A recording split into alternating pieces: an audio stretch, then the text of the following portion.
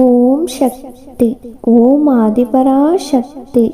என் அன்பு செல்வமே, ஏமாற்றப்பட்டு, வஞ்சிக்கப்பட்டு, துரோகம் இழைக்கப்பட்டு, இப்பொழுது வருத்தப்பட்டு கொண்டு உட்கார்ந்திருக்கின்றாய்.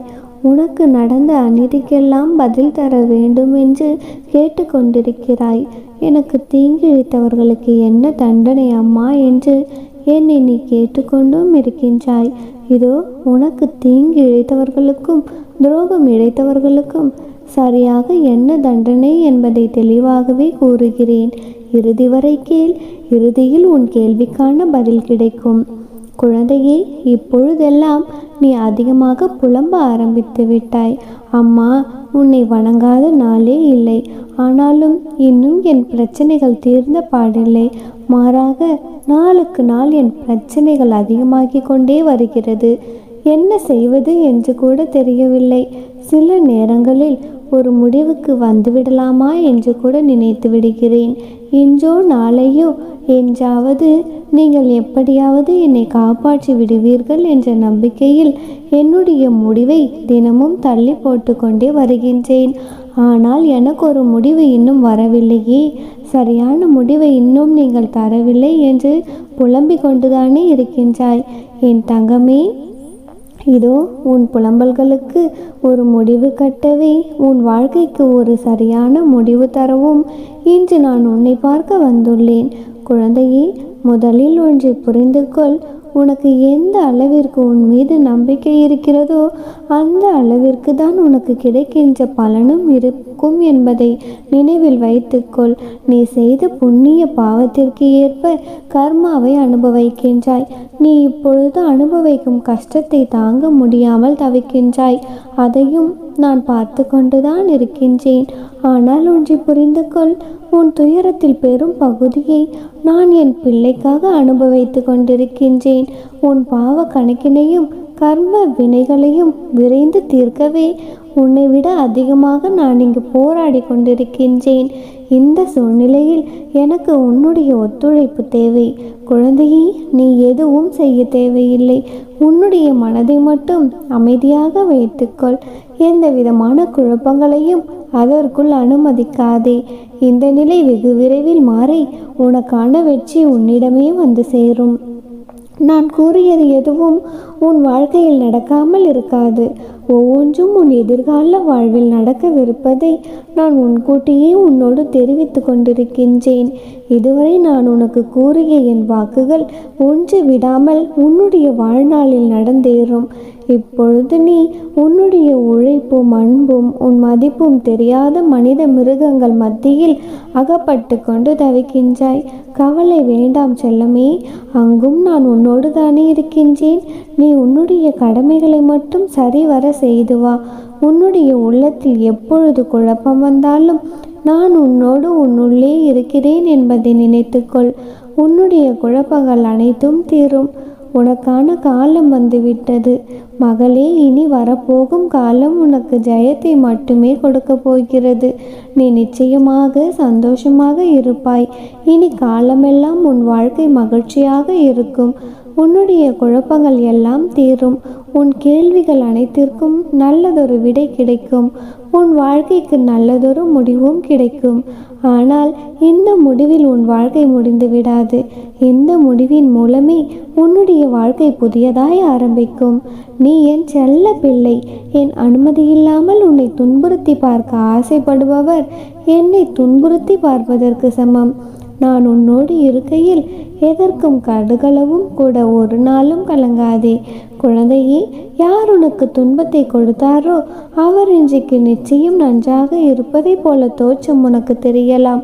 கெட்டதை செய்கின்ற அனைவரும் நன்றாக இருக்கிறார்கள். நல்லதையே செய்கிற நான் மட்டும் கஷ்டப்படுகிறேன் என எரிச்சலோ கவலையோ படாதே. அவர்களெல்லாம் காலையில் பூத்து மாலையில் வாடும் பூவை போன்றவர்கள். இப்பொழுதுள்ள மேன்மையிலிருந்து கீழே தள்ளப்படுவார்கள். நீயோ விருட்சத்தை போன்றவள். நீ ஆழ வேரூன்றி நிற்பாய். அனைத்து பேரும் உன்னை ஏமாற்றி சென்றாலும் நிச்சயம் கலங்காதே. எத்தனை இழப்புகள் வந்தாலும் சோர்ந்து போகாதே. நான் ஆழமாக வேர்விட்டு இருக்கும் விருட்சம் என்று சொல்லிக்கொள். நீ மலர்களை மட்டுமல்ல, கனிகளையும் தருவாய். அதன் மூலம் வரும் நன்மை பலருக்கும் பயனாக இருக்கும். நாம் இன்று கஷ்டப்படுவதைப் போலத்தான் நமக்கு துரோகம் இழைத்தவர்களும் ஒரு நாள் துன்பத்தை அனுபவிக்கப் போகிறார்கள் என்பது உனக்கு சரியாக தெரிந்துவிட்டால் நிச்சயமாக அவர்கள் மீது கோபப்பட மாட்டாய். அவர்களுக்காக நிச்சயம் பரிதாபப்படுவாய். இன்று நான், நாளை நீ என்று சொல்லிக்கொள்வாய். உனக்கு தவறு இழைத்தவர்களை பார்க்கும் பொழுது இவரும் தண்டனைக்கு தயாராகிறார் என்பதை தெளிவாக தெரிந்து அவரை பார்த்து பரிதாபப்படு. இப்படி செய்யும் பொழுது நீ எந்த சூழ்நிலையிலும் பாதிக்கப்பட மாட்டாய். ஏனென்றால் அப்போது உன் மனதை படிக்கின்ற நான் நிச்சயம் வெகுமதிகளை அள்ளி தருவேன். குழந்தையே, யாராக இருந்தாலும் கடவுளிடம் கூறாவிட்டாலும் தன்னுடைய கர்ம வினைகளுக்கு பதில் கூறியே ஆக வேண்டும். எனவே உனக்கு தீங்கு இழைத்தவர்களையும் இப்பொழுது உனக்கு தீங்கு செய்ய நினைத்து கொண்டிருப்பவர்களையும் நினைத்து நீ பயப்பட தேவையில்லை குழந்தையே. எதை நினைத்தும் கலங்காதே குழந்தையே. யாரை நினைத்தும் கோபப்படாதே. உன் துன்பங்களை அவர்கள் கரைத்து கொண்டிருக்கிறார்கள். உன் கர்மாக்களை அவர்கள் ஏற்று கொண்டிருக்கிறார்கள். அவர்களுக்கான தண்டனையை அவர்கள் அனுபவிக்கும் காலத்திலுமே கூட அவர்களை பார்த்து நீ ஏளனம் செய்யாதே குழந்தையே. அவர்கள் செய்த தவறை நீயும் செய்துவிடாதே. அவர்களை பார்த்து இரக்கப்பட்டு விட்டு அப்பொழுதுமே கூட உன்னால் முடிந்த உதவிகளை அவர்களுக்கு செய்து வா. இவ்வாறாக உன் மனம் பக்குவப்பட்டு விட்டால் உன்னுடைய புண்ணிய கணக்குகள் பல மடங்காக உயரும். எப்பொழுதும் யார் மீதும் கோபப்படாதே. எல்லோர் மீதும் அன்பையே செலுத்தி கொண்டு வா. உன் எதிரியே ஆனாலும் துரோகியே ஆனாலும் பேரன்பை செலுத்தி கொண்டு வா.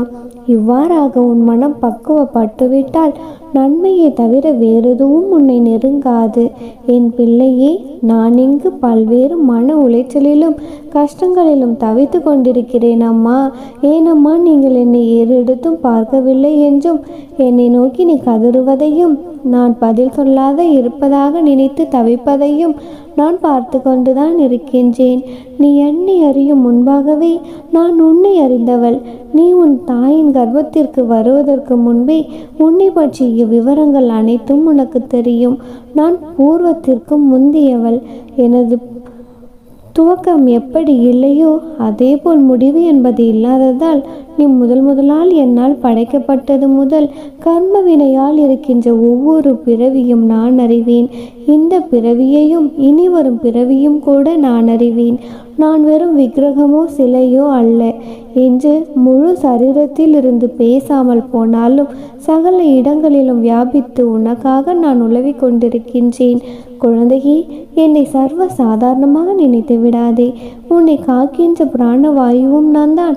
துக்கத்தில் நீ அழும்பொழுது துடைக்கும் கைகளும் நான் தான். உன் மனதை சற்று தேய்ச்சிக்கொள். கர்மத்தின் தீவிரத்தை எதுவரை நான் அனுமதித்திருந்தேன் அது உனக்கு கேடாக இருந்தது. ஆனால் இனி அது நடக்காது, நடக்கவும் விடமாட்டேன். உன்னை பாதுகாப்பதற்காகவே நான் உன்னோடு இருக்கின்றேன். ஒவ்வொரு நொடி பொழுதும் நான் உன்னை தேய்ச்சுகிறேன். கவலைப்படாமல் இரு. உனக்கு தீங்கிழைத்தவர்களுக்கு சரியான தண்டனையை நிச்சயம் கால நேரம் வரும்பொழுது நான் அவர்களுக்கு கொடுப்பேன். நீ நம்பிக்கையோடு நல்லதை நினைத்து நல்லதையே செய்து வா. உனக்கும் நல்லதே நடக்கும். என்னை நம்பினால் நல்லது மட்டும்தானே நடக்கும். ஓம் சக்தி. ஓம் ஆதிபராசக்தி.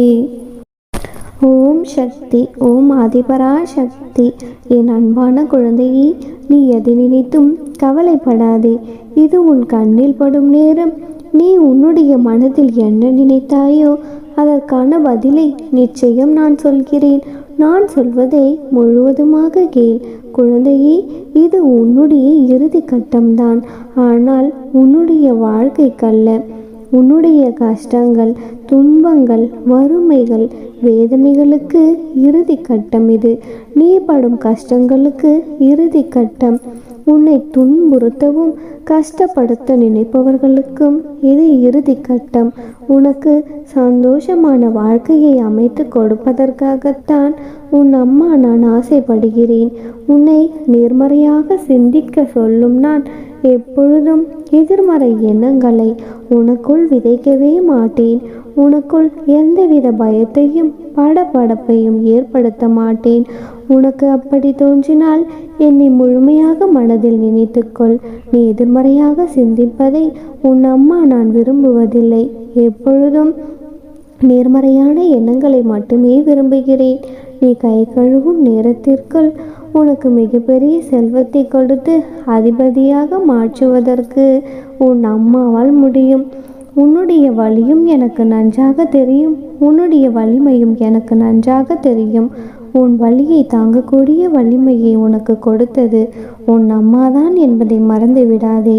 வலியை தாங்கும் சக்தியை கொடுப்பதற்கு பதிலாக வலியே வராமல் தடுக்க கூடாதா அம்மா என்று நீ கேட்கலாம்.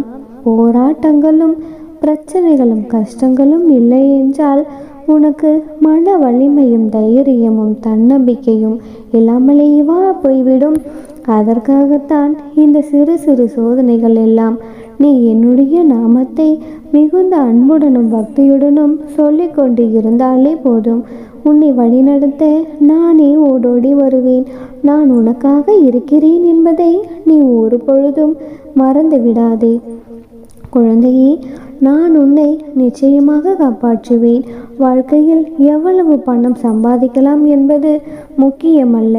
உனக்கு ஏதாவது ஒரு பிரச்சனை என்றால் ஓடோடி வந்து உதவுவதற்கு நீ எத்தனை மனிதர்களை சம்பாதித்து வைத்திருக்கிறாய் என்பதுதான் முக்கியம். அதில்தான் நீ வாழ்ந்த வாழ்க்கைக்கே ஒரு அர்த்தம் இருக்கிறது. நீ உதிக்கும் சிறு சிறு புன்னகைக்கு இந்த உலகத்தையே மாற்றும் சக்தியை உன் அம்மா நான் நிச்சயமாக கொடுப்பேன். ஏனென்றால் உன்னுடைய புன்னகைக்கும் உன்னுடைய நம்பிக்கைக்கும் அத்தனை பெரிய சக்தி இருக்கிறது. நீ எத்தனைதான் தானமும் தர்மமும் செய்தாலுமே கூட உனக்குள் இருக்கும் நிதானம், நீ நிதானமாக பொறுமையாக இருந்தாலே வாழ்க்கையில் பல தடைகளை கடந்தே விடலாம். என் பிள்ளை நிம்மதியாக சந்தோஷமாக ஆரோக்கியமாக இருப்பதுதான் இந்த அன்னைக்கு சந்தோஷம். அதற்கான வழிவகைகளை நான் நிச்சயமாக உருவாக்குவேன். நீ கவலைப்படாமல் இரு. அனைத்தையும் நானே பார்த்து கொள்கிறேன். இன்று முதலே உனக்கான மகிழ்ச்சி காலம், உனக்கான நல்ல நேரம் துவங்கிவிட்டது. நீ நம்பிக்கையோடு இரு. நிச்சயம் உன் வாழ்க்கையில் நல்லதே நடக்கும்.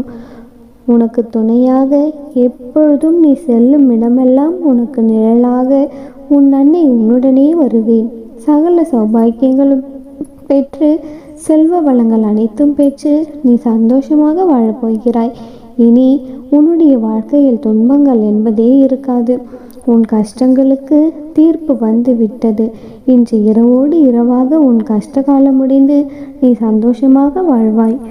ஓம் சக்தி. ஓம் ஆதிபரா சக்தி.